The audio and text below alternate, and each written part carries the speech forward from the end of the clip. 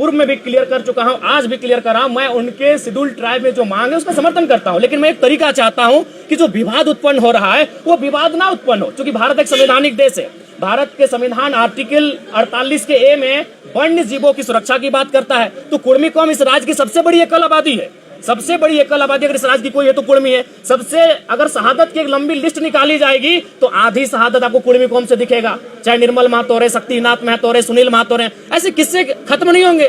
तो वो कौम जिसने इस राज्य को बनाने के लिए अपना लहू तक बहाया है, वो कौम जिसकी जमीनों पे टाटा है। अरे भाई, आज आपके कोई ना कोई रिलेटिव टाटा में जॉब करते हैं तो जानिए वो जमीन कुर्मियों की है, चाहे टाटा घाटो रहे, टाटा जमाटोवा रहे या टाटा सिजवा रहे। आप नहीं करते, आपके मौसा करते हैं, मामा करते हैं, फूफा करते हैं, वो जॉब कुर्मियों की जमीन पर है अगर आप टाटा में करते हैं। क्योंकि टाटा की 95% जमीनें जहां खनन कार्य होती है वो कुर्मियों की है, चाहे टाटा घाटो रामगढ़ रहे या टाटा जमाटोवा धनबाद रहे या टाटा सिजवा धनबाद रहे। तो इसलिए भैया उस कौम ने जमीनों को भी दिया है, जानों को भी दिया है, और आज अगर वो संरक्षण मांग रही है तो इसमें किसी को आपत्ति नहीं होनी चाहिए कि जब राज्य सरकार अनुशंसा करे केंद्र को कुर्मियों को एसटी में शामिल करने का, और जब केंद्र से वो लिस्ट वापस आए तो राज्य एक काम करे, जो लोग पूर्व में शेड्यूल में है उनको वहां रहने दिया जाए और इनके लिए एक नया column farming tribe, agriculture tribe, एक नया ट्राइब का कॉलम लेकर आए और इनको संरक्षण दिया जाए। ये लड़ाई आरक्षण की नहीं है, ये लड़ाई संरक्षण की है। इसी सरकार में मंत्री है चमला लेंगा, वो बोल रहे हैं कि आप लोग जो है आदिवासियों के हक में सिरमारी करने के लिए जो है एसटी में शामिल होना नहीं, इसमें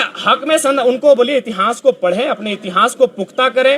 1931 जब अंग्रेजों का अंतिम जनगणना हमारे सामने प्रस्तुत हुआ था, उसमें 12 एक शायद घासी को हटाया गया और कुर्मी को, बाकी 11 लोग आज शेड्यूल ट्राइब में है, यानी 13 लोगों के साथ कुर्मी शेड्यूल ट्राइब, उसमें शेड्यूल ट्राइब नहीं था, उसमें प्राइमिटिव ट्राइब नाम था, उस सूची में सम्मिलित थे।